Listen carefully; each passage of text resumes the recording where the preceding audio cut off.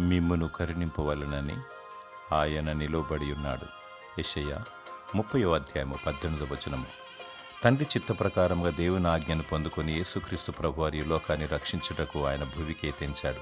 ఏ పాపమెరగని యేసయ్య పాపి కొరకు త్యాగం చేశాడు, ప్రాణాన్ని అర్పించాడు. ఆయన దయగలవాడు, కరుణామయుడు, జాలిగలవాడు. నీ ఆత్మ నశింపకూడదని, నీవు రక్షింపబడాలని పునరుత్థానమును పొంది తండ్రి చెంత విజ్ఞాపన చేయుచున్నాడు.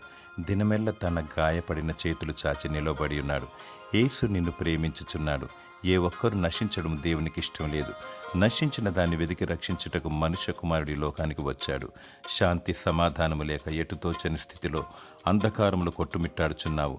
శాంతి సమాధానమును, ఆదరణ, నెమ్మదిని దయచేవాడు దేవుడు. యేసు చెంతకురా, ఆయన నిన్ను కరుణిస్తాడు. దేవుని స్తుతించు.